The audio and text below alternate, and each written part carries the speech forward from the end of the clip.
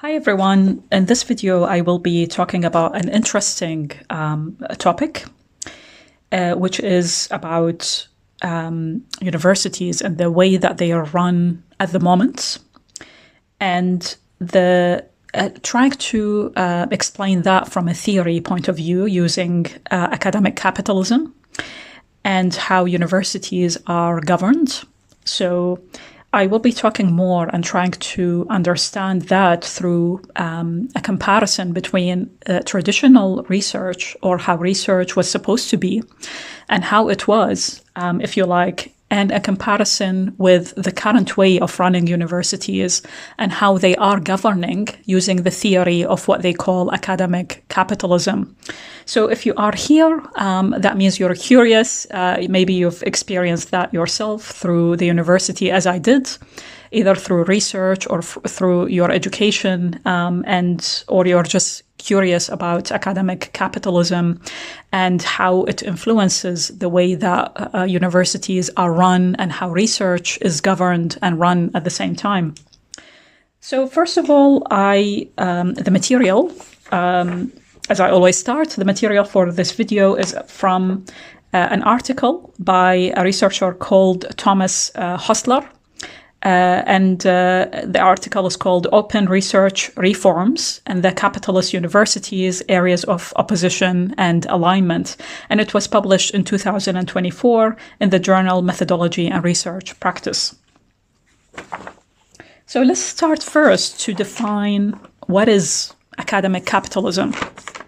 So Hostler, under page 2, defined academic capitalism as the tendency for universities as individual actors to operate in competition with each other in markets competing over both economic and social capital.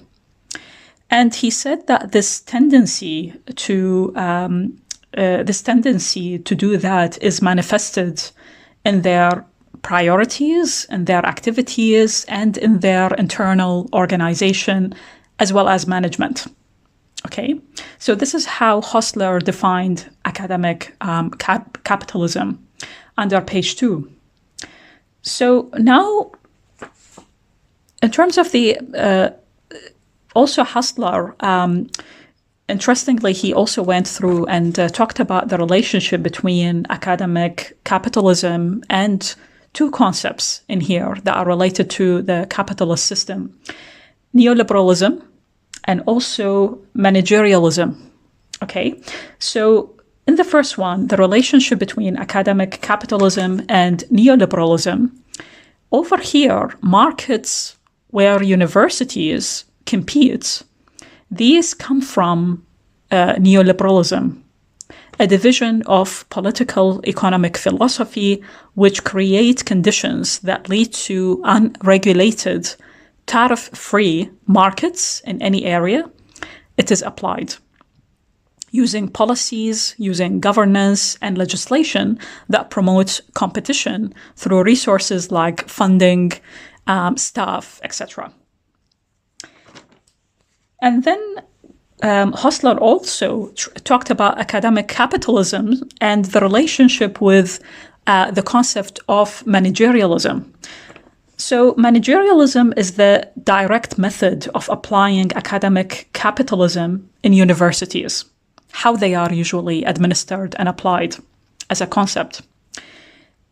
By using professional managers and private sector business ideology to decide how universities are run. So this is how that relationship is manifested in universities.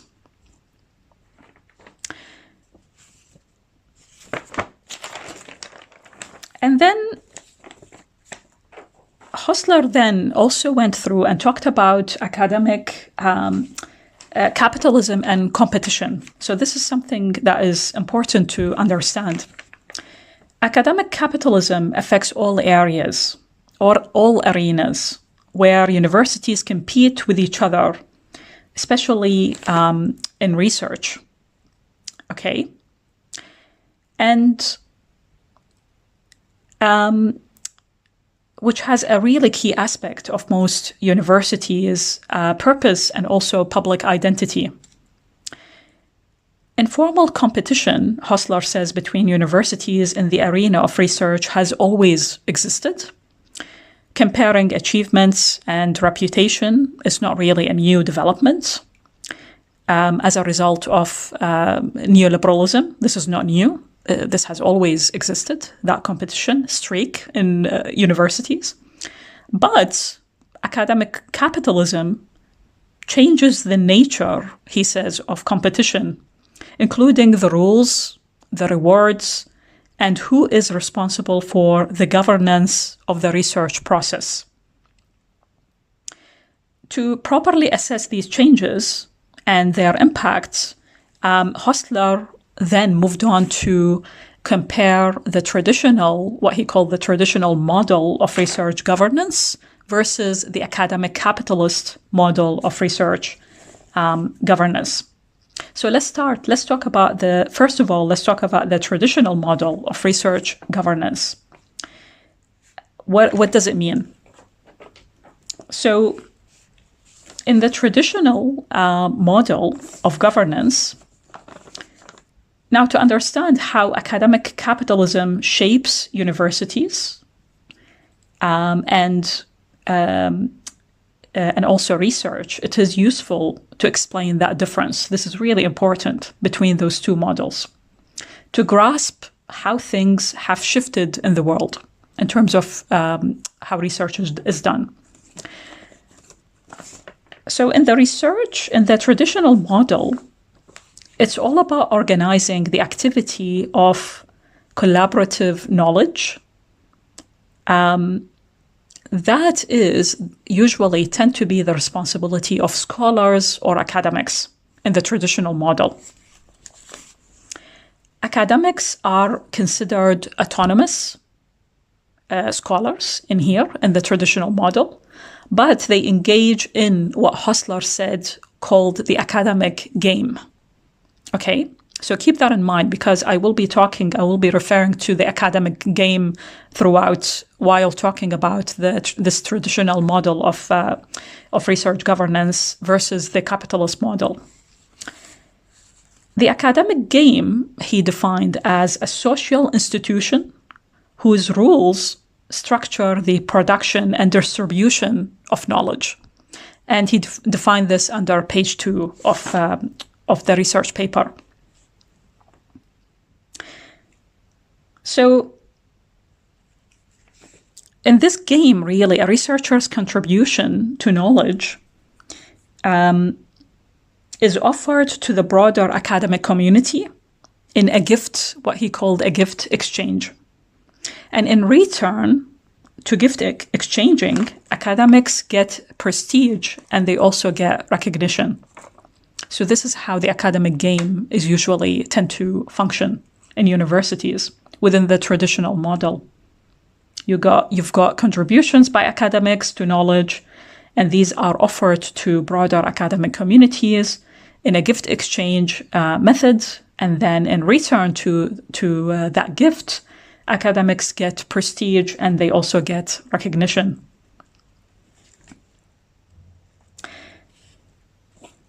And then the game here is competitive. This game is really, academic game is very competitive. But this competition channels a researcher's inner curiosity to produce what he called Martonian paradigm, which is, in another way, it describes, so this is like a moral framework that underpins this academic game that drives research governance. Okay, so let me explain more about what do we mean? What does that framework, Maratonian framework, means that underlines research governance? The academic game and how it functions within universities in the traditional model.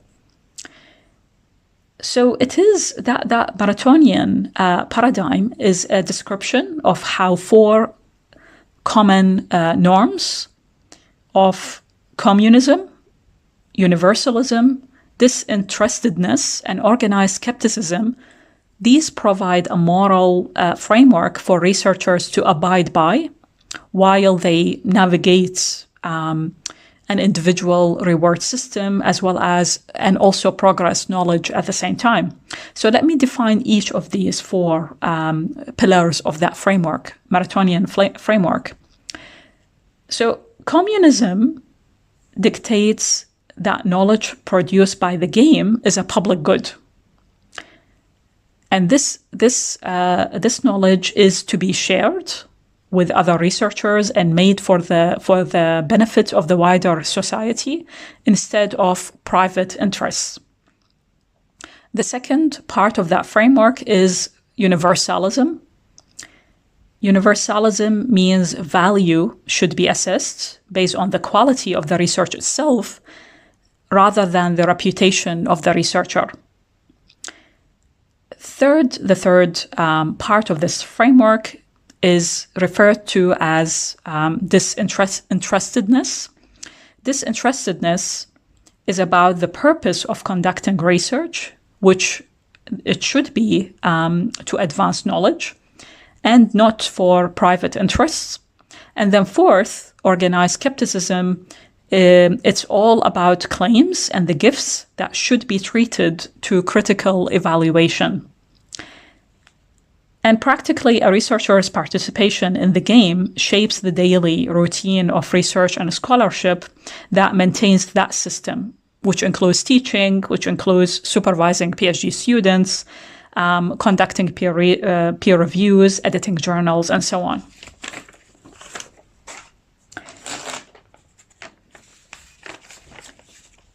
This academic game, it's important to know that in this traditional model, the academic game is considered self-regulating or self-regulated.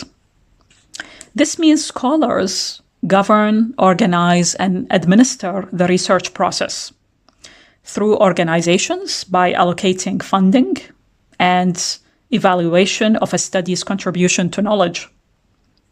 And it is crucial in here to academic freedom to protect that knowledge creation. Okay, so this process is considered as self-regulating.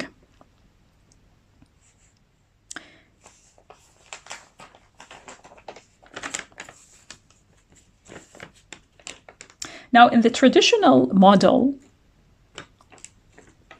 let's talk about the university's role in that traditional model. This is, again, something really important because I will be comparing it with the other model, which is the academic capitalist model. So let's talk about the university's role in the traditional model of research governance, which is considered a passive role. Why is that? So the university plays in this traditional model a really important role, but it is considered passive. It exists primarily as an organizational unit and an interface between the academy and also the wider society. Here, the university provides scholars they are considered to provide resources. So they are important. They provide physical as well as digital support and resources to conduct research. And they also act as a platform to support academics to pursue their scholarly activities, their research. Also, the university here provides academics the freedom to concentrate on their scholarship by really paying them salaries, a reasonable salary, that is, and also they oversee the broader financial necessities for scholars to conduct their research, including through things like journal subscriptions, modern technology, and recruiting students as well. And in this context, scholars are seen as appointees. They are appointed rather than employees of the university, in that they have professional autonomy and they don't have to answer to the university's management. So you see here, this is the passive role of the university. Academics have got more freedom. They're more autonomous in the way that they conduct their research. And here the university also, Hostler says, fulfills a social role of fostering a local academic community, which allows a base of collective security from which academics can exercise their academic freedom. And finally, that passive role of universities also include their reputation. So the reputation of the university provides scholars or academics with the credibility to participate in the academic game. And in this model, while the university has senior management who make financial decisions and they take on leadership roles, but these senior managers are really academics by the end of the day, who fill these positions out of obligation, or by just being, seniors in their roles, or by experience. They don't fill these roles, these managerial roles, as a separate career. So keep that in mind. This is also important to keep that in mind. Who runs the universities, the managers? In the traditional model of research governance, usually it comes to academics that have got seniority, if you like. They've got experience. They fill these roles out of necessities rather than a separate career, okay? Or somebody who's outsider that comes in and become a manager within that university governance machine. Let's talk about competition in the traditional model of research governance. Hostler says that this competition is worth emphasizing, especially that terms like academic capitalism, neoliberalism have always often used as a scapegoat, as ways to talk about competition within universities, which shouldn't be also the case, the only case, because competition has always been integral to academia. And it is an element, Hostler says, that often is ignored when we talk about these Maratonian norms and ethics that I just talked about, the 4 pillars of the Maratonian framework that underpins the traditional research governance machine. And Hostler says that he attributes the competition is usually here. He explains that competition and attributes it to academic behavior of what he called, so 4 attributes: solitariness, particularism, self-interestedness, and also organized dogmatism. So solitariness is about treating research as an individual rather than a communal endeavor, while particularism is the preferential treatment of some researchers' work over another. Self-interestedness is about conducting research for personal gain. And the 4th, organized dogmatism, relates to biased defense of preferred findings and theories. So you can see these 4 things that Hostler talks about, they always existed, and they underpin the competition that you see within the research, the world of research in general, and within academics, and not necessarily attributed to neoliberalism and also academic capitalism theory or how things are run nowadays. So this is, again, important to keep in mind, because these things, these behaviors have always existed within the academic circles, within the research circles.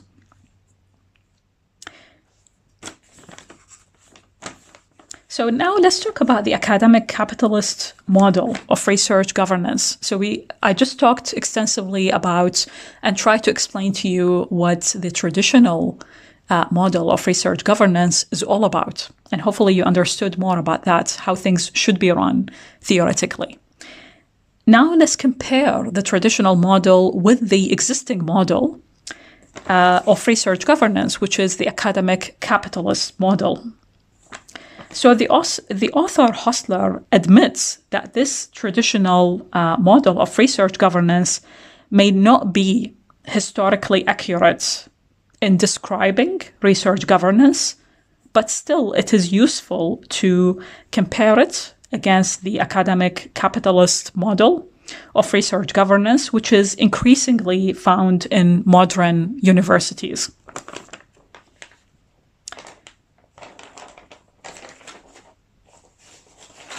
So what is the fundamental difference between those two models, the traditional model as well as the academic capitalist model of research governance?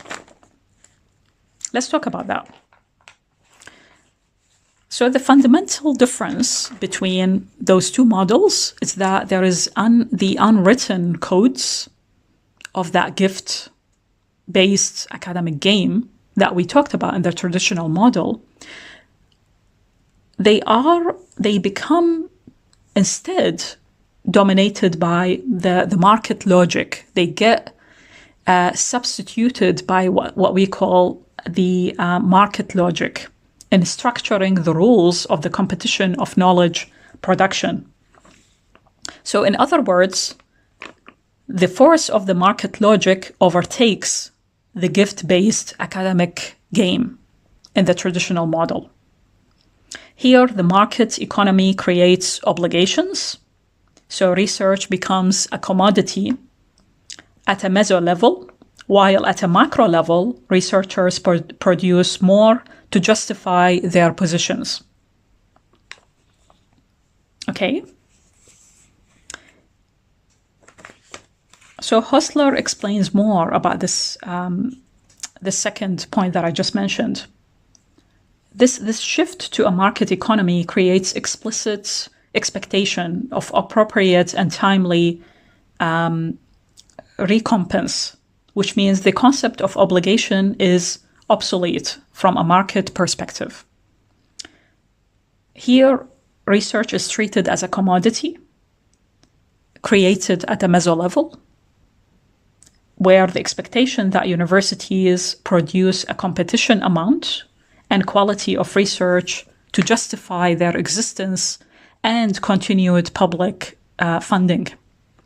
While at a micro level, researchers are expected to produce competitive amounts and quality of research to justify their continued employment in such a role. So here, I hope you understand the difference between the micro level, what is happening at the micro level, and what is happening at the meso level in this model, in the academic capitalist model. That research becomes a commodity at a meso level, while at a macro level, researchers produce more quantity to justify their positions. Another thing that happens here as a comparison between the two models is that this change from gift economy to markets economy is historical, but it is ongoing. And the result of the accumulation of these different neoliberal policies from macro level actors across the last half century. So there is a change that happens from gift economy to market economy, and this is ongoing and influenced by neoliberal policies from macro level actors. So at a macro level, government policies usually target the function of universities and the way that they are funded. Okay. So the government policies are really designed to change both the function of universities and how they are funded, with an emphasis on competition, on conditional funding, based on their contribution to the economy, including educational and research outcomes. So in here, what Hostler says, in other words, they apply business ontology, way of thinking, just like businesses.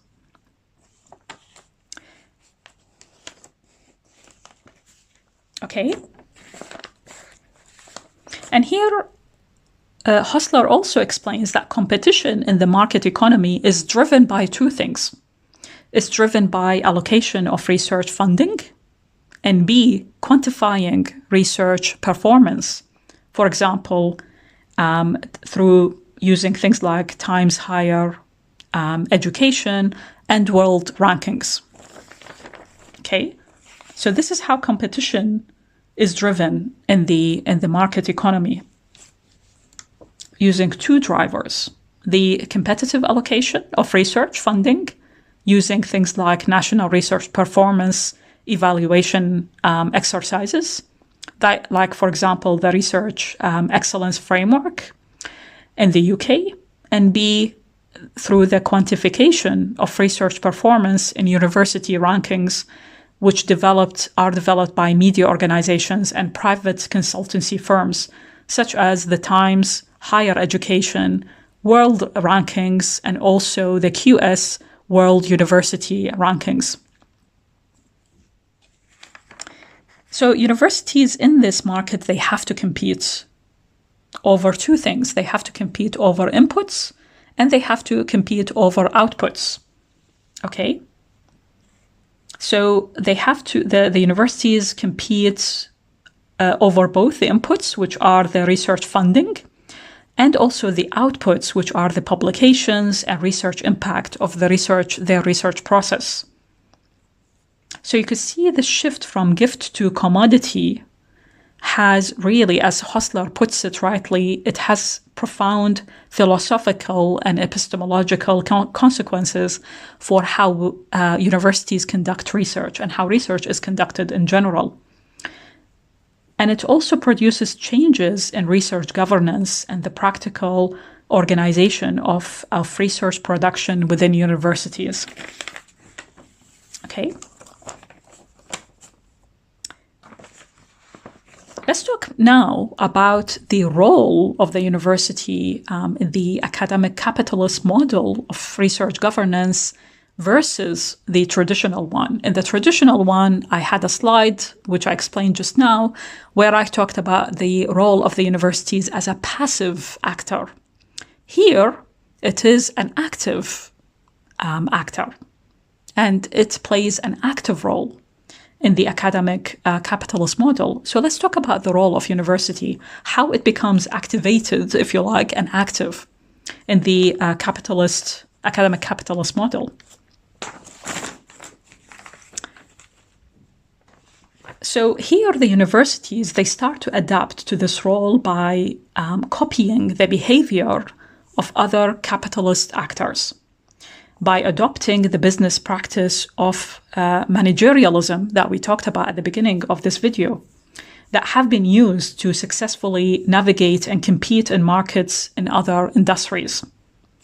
So they copy this managerialism way of thinking.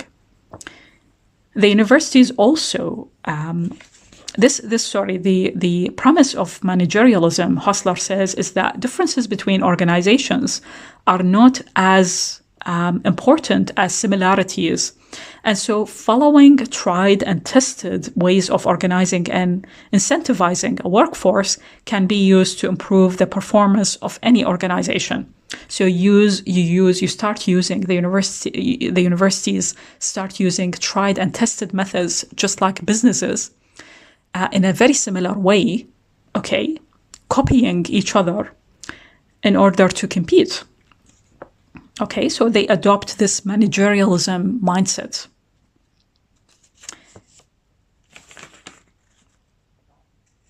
The universities also steer academics to serve its aims in competing in the research markets. So the university's role here becomes a capitalist actor it changes the relationship between the institution and the academics. Instead of being a background platform to support professional autonomy of researchers while they engage in their independent academic game, the university here aims to strategically manage and steer the academics to ensure that the research they are doing also serves the university's aims of succeeding in its own competition in that research market. So you can see here the differences between what we talked about in the traditional model of research governance, where academics really have got more autonomy, versus here in the academic capitalist model, where the university starts steering academics towards their aims, to fulfill their aims of producing more competition or aiding in that competitive mindset, business-like mindset. Because this logic, Hostler explains, it comes from the managerial theory that is called principal-agent theory, which dictates that when an interested principal, which is the university, and its employed agents, the faculties, motivations diverge, the academics must be coaxed into following the principal's priorities using a combination of monitoring as well as reward. Okay. So here the academics follow the principal's priorities, which is the university's priorities, through monitoring and through rewards. And academics also become less of appointees, and they are now expected to prioritize and aim the aim of the university as employees in the competitive business. The university here also, its role is to take over admin and governance from scholars. Okay.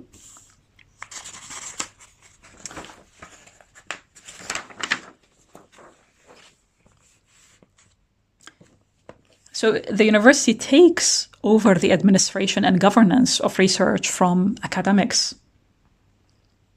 The capitalist university's position, Hostler says, in a broader knowledge economy also means the university may deprioritize that default mantra of sharing knowledge as a public good, instead taking an entrepreneurial perspective of their researchers' work, developing it into intellectual property where possible.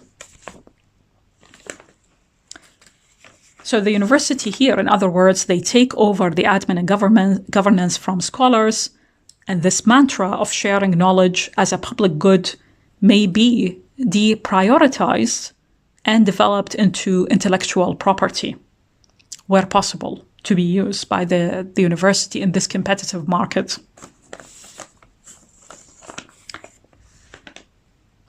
Another thing that is to end with that Hostler talked about, and it's worth also mentioning and explaining, is manipulation in this academic capitalist market of research governance.